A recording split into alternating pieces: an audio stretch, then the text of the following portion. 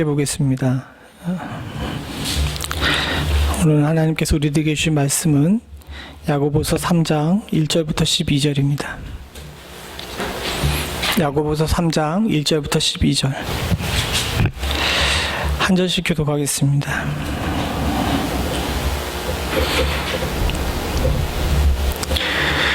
내 형제들아, 너희는 선생된 우리가 더 큰 심판받을 줄을 알고 많이 선생되지 말라.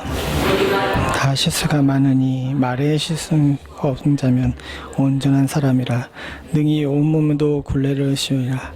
우리가 말을 순종케 하려고 그 입에 재갈 먹여 온몸을 억어하며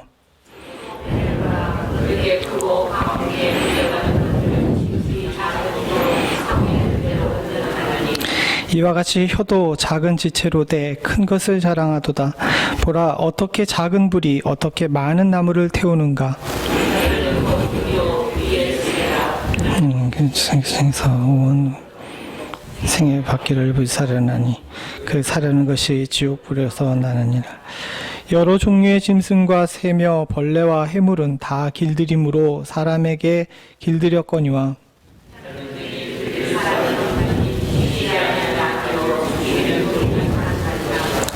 이것으로 우리가 주 아버지를 찬송하고 또 이것으로 하나님의 형상대로 지음을 받은 사람을 저주하나니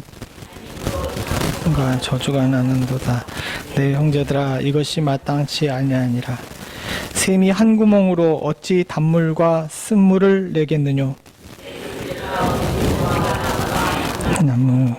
포도나무가 무화과를 맺겠느뇨. 이와 같이 짠물이 단물을 내지 못하느니라. 아멘.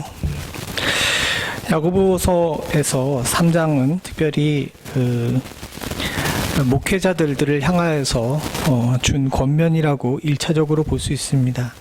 1절에 나와 있는 것처럼 형제들아, 너희는 선생된 우리가 더 큰 심판받을 줄 알고 많이 선생되지 말라라는 이야기가 나오는데, 이와 같은 말이 나온 이유가 있습니다. 이 당시에는 신학교가 없었죠. 교회들마다 파송되어 있는 목회자들이 다들 정규적으로 이렇게 신학이 어떻고 조직 신학이 어떻고 성경이 어떻고 이걸 배운 사람들이 아닙니다. 그저 사도들에게 조금 이야기를 듣고 또 사도들이 가르친 것에 대해서 조금 깨달음을 있는 자들이 다른 사람보다 조금 더 먼저 믿고 조금 더 많이 하는 사람이 그저 목회자로 쓴 거예요. 그러다 보니까 앞에 나와가지고 예배를 인도하고 말씀을 전할 때 잘 전할 확률이 극히 드물었겠죠? 그러니까 디모데처럼 사도 바울이 이렇게 가까이서 열심히 훈련시킨 사람도 있지만, 그 당시 많은 교회들 자체에 있는 목회자들이 지금 기준으로 보거나 또 성경의 기준으로 보거나 그렇게 뛰어난 수준이 아니었습니다. 그러다 보니까 교회마다 어떤 문제가 있었냐면, 누구 때문에 문제가 생기는 거겠어요? 앞에 나와가지고 예배를 인도하고 말씀을 전하는 사람들 때문에 자꾸 문제가 생겼던 겁니다. 성도들은 이것 때문에 사도들에게 자꾸 컴플레인을 하겠죠. 우리 교회 목회자가 문제가 있습니다, 이런 얘기들을 이제 하게 되는 겁니다. 그러다 보니까 이 야고보가 그런 문제에 관해서 교회들에게 편지하면서 목회자들에게는 좀 더 정신 바짝 차리고 하나님 말씀 전하는 일에 온전한 길을 가도록 노력을 하고, 또 듣는 성도들은 말이라는 것 자체에 대해서 이해함으로 말미암아 허물이 있을 수밖에 없는 이 상황 속에서 우리가 어떤 교훈을 얻어야 되는지에 대해서 그렇게 알려주는 것입니다. 오늘날 그 장로님들하고도 그런 얘기를 했는데, 여러분들께서 저를 기쁘게 보시고 또 하나님께서 주시는 말씀으로 받으셔가지고 제 설교에 대해서 많이 토를 안 다시죠? 우리 권사님께서 크게 네라고 대답을 하셨는데, 그거 참 감사한 일입니다. 왜냐하면 현대 교회도 마찬가지입니다. 저는 신학 교육을 거의 10년에 걸쳐서 받았습니다. 10년 동안 반복해서 계속해서 말씀을 보고 어떻게 전해야 되는지에 대해서 교육을 받았습니다. 정규 교육만 그랬을 뿐만 아니라 지금도 말씀을 전하려고 하게 되면 참 많은 책을 찾아보고 또 실수하지 않으려고 노력을 하지만, 제가 말씀 가운데 실수하는 일이 있을까요, 없을까요? 왜 대답을 안 하셔? 실수할까요, 안 할까요? 네, 실수합니다. 실수해요. 실수를 안 할 수가 없습니다. 사람인지라 이건 실수가 있을 수밖에 없고요. 그러다 보게 되면 제가 바른 신학 안에서 전한다고 하지만 그런 가운데서도 성도님들이 컴플레인할 수 있는 분명히 그런 부분들이 있어요. 그럼에도 불구하고 우리가 지금은 믿음으로 성숙했기 때문에 이런 부분에 대해서 저거는 목사님이 실수한 거지 라고 이렇게 이야기를 할 수가 있고 그냥 넘어가는데, 그렇지 않은 경우에는 교회에 분란이 생기게 되는 겁니다. 제 발음을 여러분들 보셔서 잘 아시겠지만 제가 애와 애를 구별을 못합니다. 그럼 이게 뭔 소리인지 아시겠어요? 알고 계시죠? 네, 애와 애를 잘 구별을 못해요. 어떻게 하다 보니까 발음 습관이 그렇게 됐는데, 여기 와서는 사랑하는 성도님들께서 참 이쁘게 봐주셔가지고 한 번도 그거 가지고 컴플레인 하시는 분이 없었는데, 전에 있던 교회는 제가 강대상에 올라가서 설교할 때마다 그걸 와가지고 지적하시는 한 권사님이 있으셨어요. 그 권사님은 제 설교를 들은 것이 아니라 오늘은 서목사가 애를 똑바로 발음하는지 이거를 갖다가 보고 계신 겁니다. 그러면 권사님은 제가 설교하러 올라간 그날 하나님께 예배를 드리고 은혜를 얻었을까요? 아니면 개인적인 기쁨을 얻었을까요? 이건 제가 여러분들에게 답을 얘기하지 않아도 여러분들께서 잘 아실 줄로 믿습니다. 사실 그렇습니다. 우리가 말의 실수에만 너무 집중하게 되고 말에 대한 그 내용을 잘 이해하지 못하게 되면 본인 스스로에게도 안 좋은 영향을 미칠 뿐만 아니라 교회에도 온전한 은혜를 끼칠 수가 없죠. 더 나아가서 그렇게 말이 문제가 있다는 사실을 알게 되면 나 자신도, 성도 자신도 말에 대해서 조심할 줄 아는 지혜를 반드시 가져야 된다고 지금 야고보 사도는 이야기하고 있는 것입니다. 저와 여러분들도 오늘 이 본문을 보면서 말에 관해서 다시 한번 정리를 해보고 교회 안에서 말을 어떻게 다루어야 될지에 대해서 함께 생각을 해보도록 하겠습니다. 첫 번째로 우리는 말의 본질에 관해서 알아야 됩니다. 성경에서 말하고 있는 말의 본질이 무엇인지. 첫 번째 본질은 2절을 같이 한번 읽어보죠. 이건 표준세 번역입니다. 같이 봅니다. 시작. 우리는 모두 실수를 많이 저지릅니다. 누구든지 말을 하면서 실수하지 않는 사람은 그 온몸을 제어할 수 있는 온전한 사람입니다. 사랑하는 성도님들, 여기서 강조하고 있는 것은 그것입니다. 말은 실수가 반드시 따른다는 거예요. 여기 온몸을 제어할 수 있는 온전한 사람입니다 라고 이야기하는데, 이 땅에 온전한 사람이 있어요, 없어요? 예, 없어요. 즉 우리는 말을 하는 사람은 이 말의 실수가 있을 수밖에 없는 겁니다. 난 말 실수가 없어 라고 이야기하는 것은 그건 거짓말이에요. 그것 또한 말 실수라는 얘기입니다. 우리가 말의 본질에 대해서 깊이 생각을 해봐야 됩니다. 모래 생각을 하고 꼽씹어서 이야기를 한다 그래서 그 말에 실수가 없어요? 그건 아니라는 거죠. 사도들도 항상 이 부분에 대해서 고민이었습니다. 다 아시는 것처럼 예수님과 함께 사역을 하는 동안에 예수님의 제자들 12명들 돌아가면서 말실수를 합니다. 더군다나 예수님께서 돌아가신 이후에 또 승천하신 이후에 성령 강림 사건을 통해서 그들이 성령 충만하게 된 이후에도 다 아시는 것처럼 베드로가 어떻게 합니까? 말 실수를 자주 해요. 심지어는 그 말과 행동의 실수 때문에 그 후배라고 할 수 있는 바울에게 지적을 받기까지도 합니다. 아무리 성령 충만하다 그래도, 아무리 하나님과 동행한다 그래도 말 실수 안 할 수가 없어요. 신약의 사도들만 그랬을까요? 아닙니다. 구약의 모세도 마찬가지입니다. 지난 주일날 우리가 함께 나눠봤듯이 모세 딱 한 번 실수했어요. 그가 하나님 앞에서 그 시내산에서 떨기나무에서, 하나님의 산에서 떨기나무를 본 이후에 참 많은 일들 앞에서 하나님의 능력을 대언했는데, 그 무리반불 앞에서 성질 못 이기고 말 한 번 잘못하고 행동 한 번 잘못한 것 때문에 그가 하나님께서 약속으로 주셨던 가나안 땅에 들어가지 못하는 일을 겪게 되죠. 그건 대표적인 실수이긴 하지만 민수기를 쭉 보게 되게 되면 모세는 간간히 말의 실수를 하는 경우가 많이 있었습니다. 사랑하는 성도님들, 따라서 옆에 있는 사람을 한번 보십시오. 이 분은 앞으로 말의 실수를 할 예비 실수자입니다. 뭔 얘기인지 아시겠어요? 그러니까 옆에 있는 사람한테 완벽을 기대하지 말라는 이야기예요. 좀 쳐다보세요. 민망해서 그런가? 옆에 있는 분에게 완벽을 기대하지 마시라는 거예요. 의도하든 의지하지 않았던 우리는 말실수를 우리의 삶에 달고 사는 사람이기 때문에 이걸 어떻게 할 수가 없어요.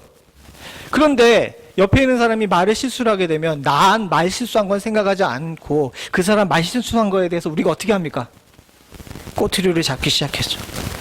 그건 교회의 분란의 시작이고 관계의 파탄의 시작이라는 사실을 우리가 알아야 됩니다. 그래서 야고보는 이것을 말의 본질을 제일 먼저 이것을 지적하고 있는 거예요. 누구나 다 말실수한다. 앞에 서 있는 목회자나 신앙이 좋은 성도나 다 똑같이 이 실수 안에서 자유로울 수 있는 사람이 없다라는 것을 먼저 반드시 알아야 된다는 겁니다. 두 번째는 뭐냐면 5절을 같이 한번 읽어보죠. 같이 봅니다. 시작. 이같이 혀도 작은 지체로 돼 큰 것을 자랑하도다. 보라 어떻게 작은 불이 어떻게 많은 나무를 태우는가. 두 번째 말의 특성은 뭐냐면 본질은 뭐냐면 파급력이 강하다는 겁니다. 이 파급력이 굉장히 강해요. 저는 캘리포니아에 사는 동안 거기를 떠나니까 그쪽에 비가 많이 내리기 시작했는데 저는 거기 간서 살았던 한 8년 동안 매해 불이 안 난 적이 없어요. 심지어는 불이 가장 크게 났을 때에는 집 근처에 프리웨이에 이쪽에서 불이 나가지고 이 불이 이렇게 뛰어넘어가지고 이쪽에 8차선 도로를 뛰어넘어서 이쪽에 불이 이렇게 활활 타오르는 그런 것도 본 적이 있습니다. 다 아시는 것처럼 방송에 캘리포니아의 산불들 여러분들 많이 이렇게 보도된 것을 보셨을 거예요. 특별히 올해는 이젠 작년이라 그래야 되는군요. 호주에 크게 불이 났었죠. 근데 그래서 호주에 불이 나가지고 호주 전체가 막 새까맣게 변했습니다. 근데 그걸 다 진화하고 나가지고 불의 원인이 어딘가를 이렇게 보게 되게 되면 캘리포니아에서 불의 원인에 대해서 이야기할 때 보게 되면 누군가 가서 불사 지른 게 아니에요.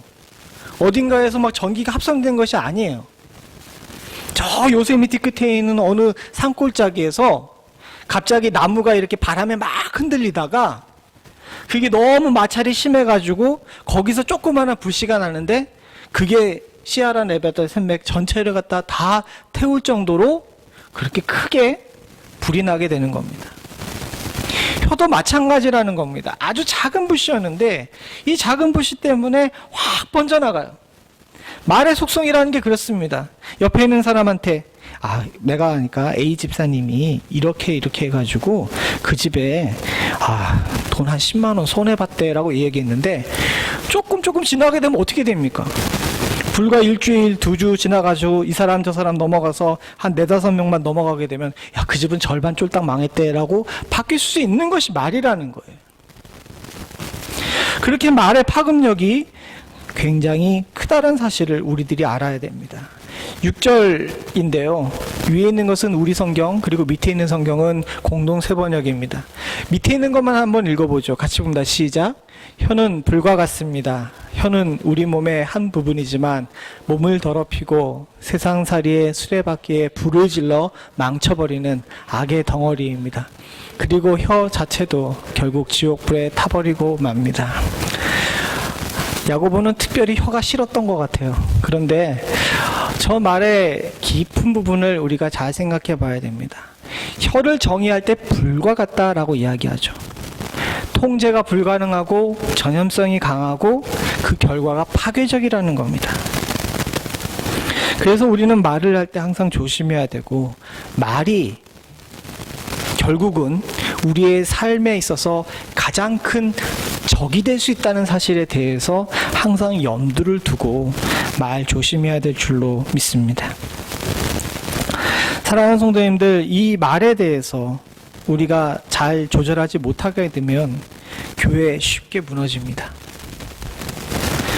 교회가 크게 어려움을 당한 때에 보게 되게 되면 한두 사람이 서로 말을 할 때 잘 못했기 때문에 그래요.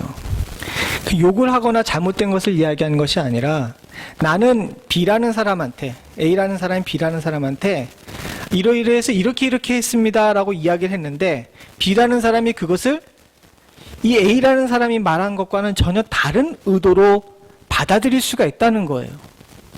그리고 B는 이것을 자기의 뜻대로 재가공해가지고 C라는 사람한테 옮깁니다. 그럼 C는 A라는 사람한테서 B라는 사람이 내가 들어서 전하는데 이렇다라고 이야기할 때에 이 C라는 사람은 A라는 사람의 의도에 대해서 오해할 수 있는 확률이 굉장히 많아요.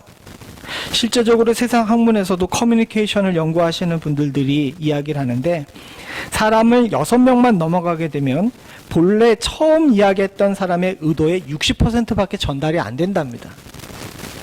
나머지 40%는 6명이 넘어가는 동안에 그 6명이 나름대로 해석한 해석의 의미가 들어간다는 거예요. 커뮤니케이션이 제대로 되지 못하기 때문에 불은 점점 커집니다. 작은 불씨가 서로 옮겨가게 되면 아궁이 속에서 사람을 따뜻하게 하고 음식을 만들 수 있는 좋은 불이 되지만 그것이 의도가 전해지게 되고 잘못된 해석이 더해지게 되게 되면 산을 태우는 불이 될 수 있다는 사실을 우리가 반드시 알아야 될 줄로 믿습니다.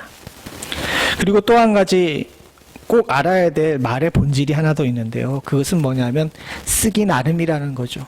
오늘 9절부터 10절 같이 한번 읽어봅니다. 같이 봅니다. 시작. 이것으로 우리가 주 아버지를 찬송하고 또 이것으로 하나님의 형상대로 지음을 받은 사람을 저주하나니 한 입으로 찬송과 저주가 나는도다. 내 형제들아 이것이 마땅치 아니하니라.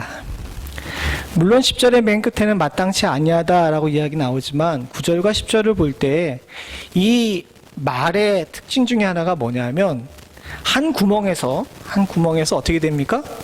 좋은 것과 나쁜 것이 함께 나와요. 찬송과 저주가 함께 나온다는 겁니다. 말은 쓰기 나름이에요. 좋은 방향으로 쓰게 되면 우리 입술이 하나님을 찬양하는 가장 아름다운 악기가 되지만 나쁜 방향으로 쓰게 되면 사람을 죽이는 아주 큰 흉기가 될 수 있다는 사실을 우리가 꼭 알아야 됩니다.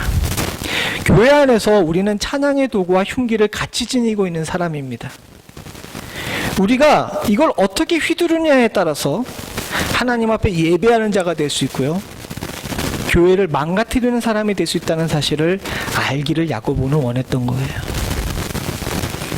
그러니까 우리는 잠재적 예배자이자 잠재적 교회 파괴자일 수가 있다는 사실을 꼭 기억하고 살아야 됩니다.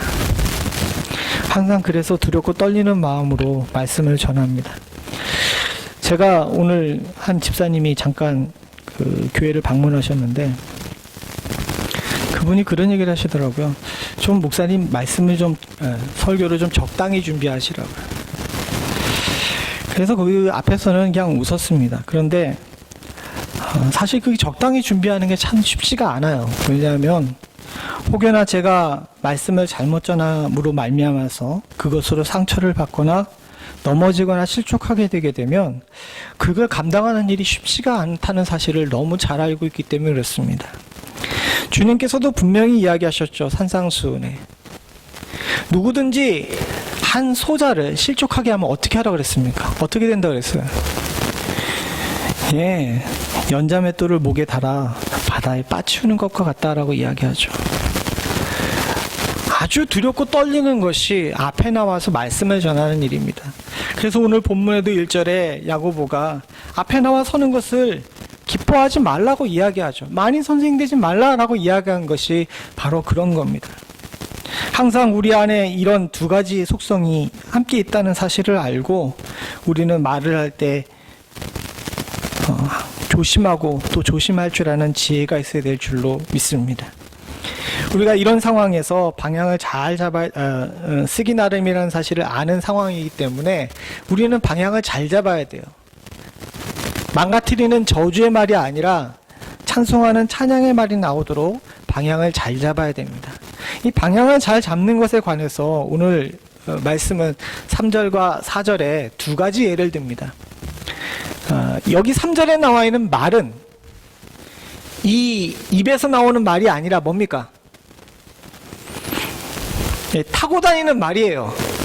예, 요거를 잘못 해석하시는 분들이 있는데, 우리가 말을 순종하게 하려고 얘기할 때 이게 입에서 나오는 말이 아니라 타고 다니는 말을 이야기하는 겁니다. 호스. 그 순종케 하려고 그 입에 뭐를 먹여요? 재갈을 먹여서 온몸을 어거하게 한다라고 이야기합니다. 어거하다라는 것은 통제한다라는 뜻입니다. 말이라는 동물에게 있어서 가장 힘이 강한 데가 어딘지 아십니까? 뒷발? 예, 말의 전체 근육량을 보게 되면 말의 전체로 볼 때에 가장 근육이 발달한 데가 목이래요. 그러니까 이 말에 있어서 가장 힘센 데가, 우리는 뒷발이 제일 힘센 것처럼 느껴지는데 힘센 데가 이 목이랍니다. 여기 그래서 말을, 좋은 말을 고를 때 보게 되면 이 말 앞부분에 가가지고 여기가 툭 튀어나와 있는 이 근육, 여기가 잘 발달되는 말이 좋은 말이라고 이야기합니다. 이 말을, 이 근육이 발달되어 있어서 뻣뻣한 이 말을 마음껏 움직일 수 있는 방법이 쉽지가 않아요. 그 말을 인간이 통제하기 위해서 걸린 시간이 3000년이랍니다. 그리고 결국 인간은 그 말을 통제하는 방법을 발견했어요. 어떻게? 제일 앞에 있는 이 입에다가 재갈을 물리고 코를 뚫어가지고 이 목을 통제하기 시작합니다. 그러면 이제부터는 말이 자기가 원하는 방향, 위에 올라탄 기수가 원하는 방향으로 가게끔 되죠. 배도 마찬가지입니다. 아주 크고 또 아주 쉽게 움직일 수가 없지만 결국 그 배의 방향을 가르는 것이 오늘 본문에 나온 대로 하게 되면 뭡니까? 작은 키예요. 우리의 삶도 마찬가지라는 거죠. 삶을 결정하는 것은 우리 입술에 달려있는 경우가 많이 있다는 사실을 오늘 본문은 이야기하고 있습니다. 따라서 우리는 아까 전에 이야기한 것처럼 사람을 살리는 도구와 하나님의 영광을 돌리고, 또 반대로 사람을 죽이는 도구가 될 수 있는 우리 입술을 좋은 방향으로 움직이게끔 매일매일 연습하고 또 연습해야 될 줄로 믿습니다. 요즘 여러분 전염병 때문에 많이들 걱정이 많으시죠. 근데 어느 칼럼을 이렇게 봤는데, 사실 지금 전 지구적으로 그 성경에 나와 있는 계시록의 예언이 이렇게 성취되는 모습을 보게 됩니다. 계시록의 예언을 보게 되게 되면 전쟁도 나오고 전염병도 나오고 기근도 나오고 이런 얘기가 나오는데, 지금 그와 같은 일들이 동시다발적으로 일어나요. 그런데 우리는 전염병에 관한 이야기만 알죠. 여러분, 지금 메뚜기 떼가 크게 창궐하고 있는 거 아십니까? 그걸 모르셨죠? 아프리카 중부쯤에서 이렇게 메뚜기 떼가 시작이 돼가지고 지금 싹 휩쓸고 와가지고 중국까지 다다랐습니다. 그 중간에 걸려있던 거의 모든 나라들은 올해 농사를 망쳤어요. 그 얘기는 뭡니까? 내년에 전 지구적으로 식량난을 겪을 상황입니다. 근데 지금 다 코로나 얘기를 하느라고 그 얘기에 대해서 아무도 얘기를 하지 않아요. 우스갯소리로 지금 중국에서는 이 메뚜기를 처리하기 위해서 그 오리 부대를 만들었답니다. 그래서 막 웃는데 사실은 그렇게밖에 할 수 없을 만큼 상황이 심각해요. 메뚜기가 엄청나게 많이 와가지고 인도 북부는 거의 초토화된 상태라고 이야기합니다. 그런데 사람들이 모두 다, 방송들이 특별히 코로나 방송만 해요. 그러다 보니까 어떻게 됩니까? 거기에는 다들 관심이 없어요. 그런 일들에 대해서 관심을 갖지 않아요. 근데 왜 그런지 아십니까? 메뚜기는 가난한 지역에서 벌어진 일이고 코로나는 부자 동네에서 일어난 일이거든요. 코로나가 많이 발병된 국가들을 보게 되면 대부분 다 비행기나 항공기나 배를 통해서 서로 인적 교류가 많은 나라들입니다. 국가 간의 인적 교류가 많다는 것은 그 나라가 어떻다는 얘기예요? 살만한 나라들이라는 거죠. 이태리나 한국이나 중국도 그렇고 또 지금 미국도 그렇고 유럽도 그렇고 다들 살만한 나라에서 코로나 환자가 많이 발견이 됩니다. 그런데 비해서 메뚜기 떼가 지나간 나라들은 수단, 에티오피아, 또 중앙아시아의 몇몇 나라들, 파키스탄, 이런 나라들입니다. 방송국들은 다 부자 나라들의 소유죠. 그러다 보니까 다 거기에만 이렇게 이야기를 하고 있는데, 지금 당장 이 전염병으로 인해서 얼마나 많은 사람들이 죽을지는 모르지만 올해 농사를 마침으로 말미암아 내년에 아사할 인구에 비하면 정말 비교도 할 수 없을 정도로 작다고 이야기합니다. 사실 그렇습니다. 누가 말을 어떻게 옮기느냐, 또 어떤 데 얘기를 하느냐에 따라서 사람들의 관심이 거기에 딱 쏠리게 돼요. 그렇게 되게 되면 우리가 가지고 있던 다른 문제들에 대해서는 관심을 갖지 못하게 되는 경우가 너무도 많이 있습니다. 그래서 언론이 중요하다고 이야기하죠. 또 교회 안에서도 말씀을 증거하는 사람이 어떻게 말씀을 증거하는지가 굉장히 중요한 것 또한 사실입니다. 우리는 방향을 잘 잡아야 됩니다.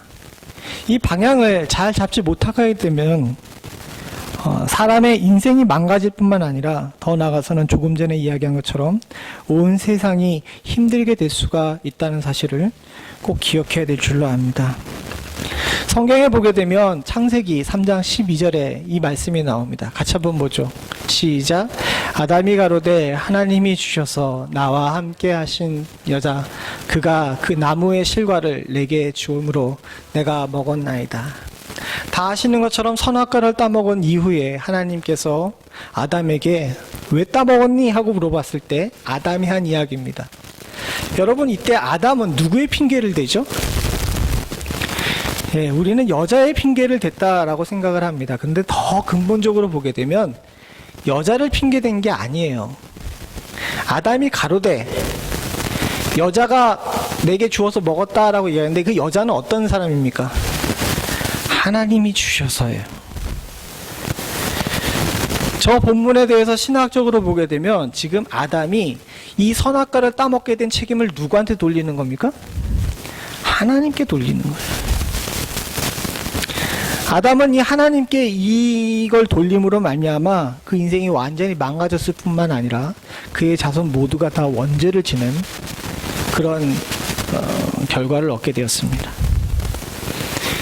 그냥 여자가 또는 뱀이 꼬셔서 먹었다라고 이야기한 것이 아니라 이 모든 것은 하나님 당신 책임입니다 하면서 하나님께 도전하는 그 순간 인간은 하나님께 도전하는 존재가 돼버렸어요. 그 뒤로 다 아시는 것처럼 세상은 죄악에 관영해 죄로 하나님께 도전합니다. 물로 심판해가지고 그들을 쓸어버리고 노아로 다시 시작했는데 인간은 또 바벨탑으로 하나님께 도전합니다. 그 뒤로도 인간은 지속적으로 하나님께 도전합니다. 아담이 하나님께 도전하는 첫 씨앗을 뿌렸기 때문에 인간의 방향은 그렇게 결정된 것이 아닌가 생각해 볼 수 있죠. 사랑하는 성도님들, 우리도 말을 할 때 잘해야 됩니다. 잘 될 거야. 건강해질 거야. 하나님께서 당신과 함께 하셔. 함께 천국 갑시다. 이런 좋은 얘기 있는데 너 두고 보자. 너 그렇게 살다간 다 망해. 그렇게 사는데 어디 한번 잘 되나 보자. 심지어는 더 심한 말로 생을 저주하거나 생명에 관해서 이야기하고 어머니 아버지를 들먹거리면서 욕을 하게 되는 것. 사랑하는 성도들은 하나님께서 그런 방향성은 좋아하지 않으실 줄로 믿습니다. 주의 교회에 있어서도 항상 기억해야 될 것이 바로 그것입니다. 저는 한때 참 크게 회개한 적이 있었습니다. 멤피스 지역에서 교회가 아무리 커봐야 100명 넘어가겠습니까? 라고 이야기했다가 한 권사님한테 크게 혼났죠. 100명이 뭡니까? 1000명은 돼야죠. 라고 이야기하시더라고요. 권사님, 이 지역 사회 자체가 그런 일이 일어날 수 있는 상황이 아닌데 그랬더니 그 권사님 그런 얘기 하시더라고요.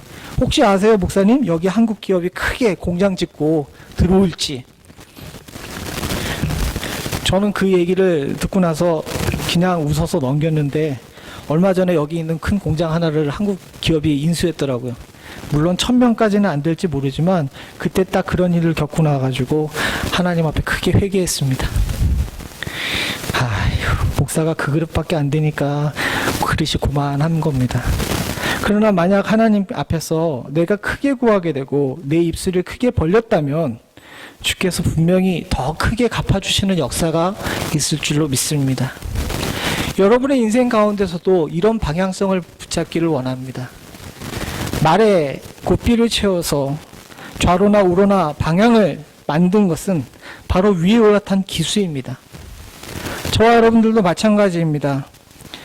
어차피 우리 말이 저주나 찬양 두 가지를 모두 다 담을 수 있는 그릇이라면 여러분들이 방향을 어떻게 잡느냐에 따라서 우리가 복된 인생인지 저주받을 인생인지를 결정할 수 있다는 사실 또한도 꼭 기억하실 수 있기를 간절히 소원합니다.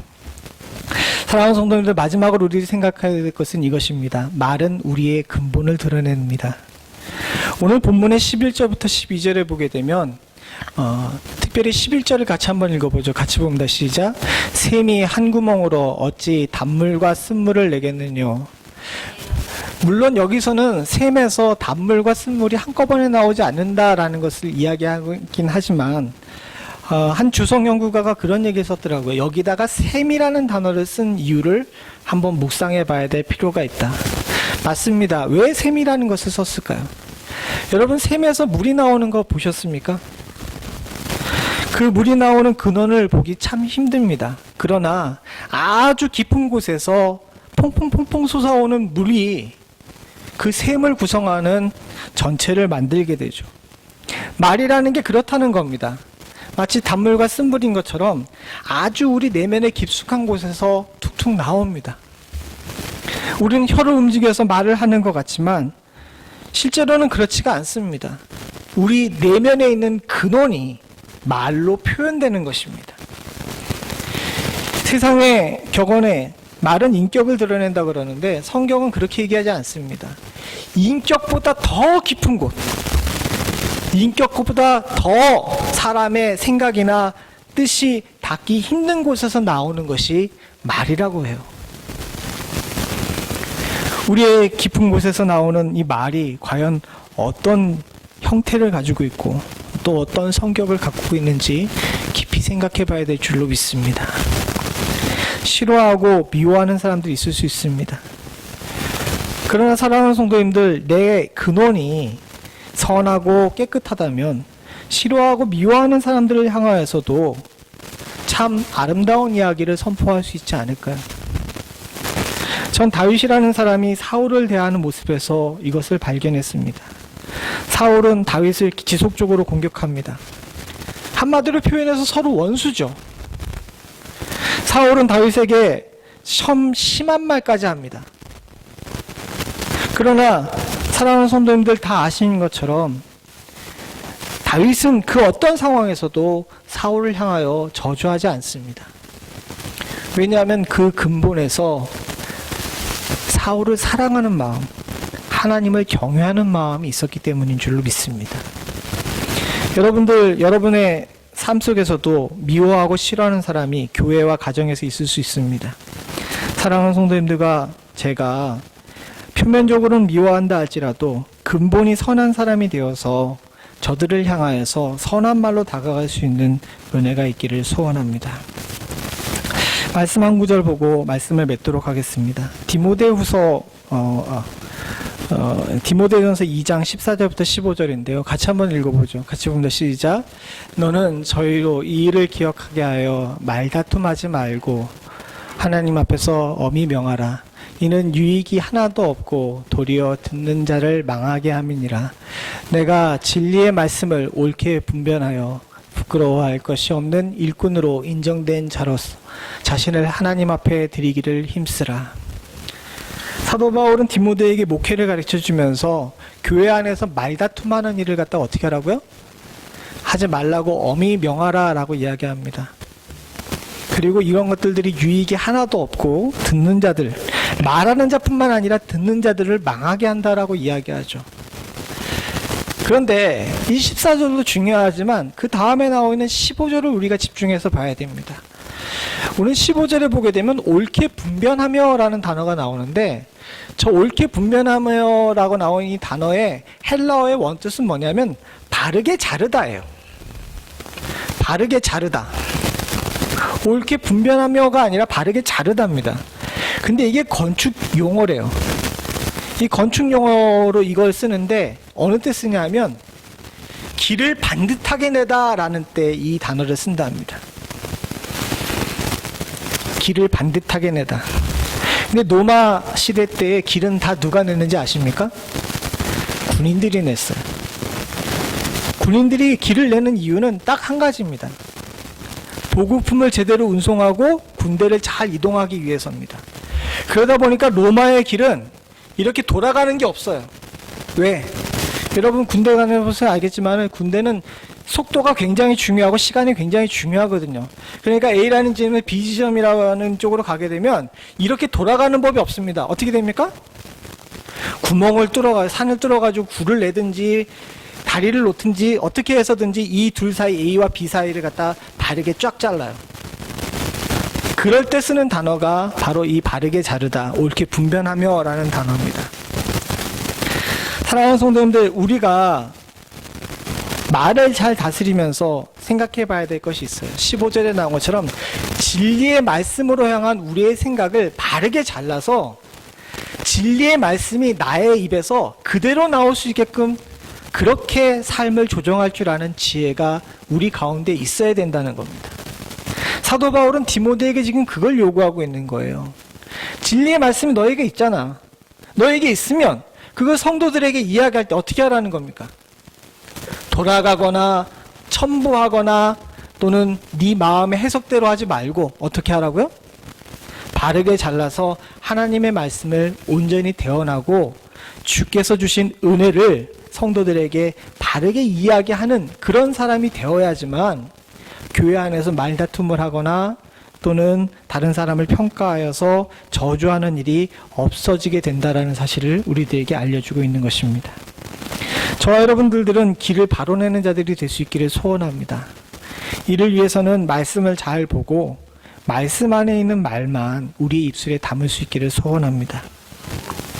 그리고 이 말을 통하여서 다른 사람을 평가하거나 다른 사람에게 굴레를 씌우지 마시고 누구나 다 실수할 수 있는 그런 여지가 있음을 기억하고 관용으로 대하실 수 있기를 소원합니다.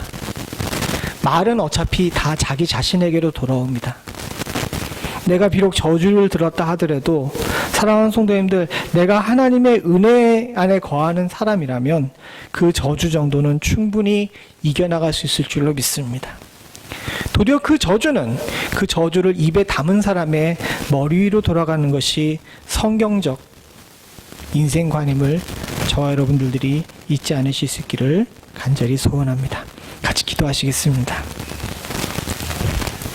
하나님 아버지, 주님께서 우리들에게 주를 찬양하라고 주신 귀한 입술, 귀한 혀를 하나님 내 악한 근본의 근성 속에서 잘못된 방향으로 사용했던 적들이 많음을 주께 고백합니다.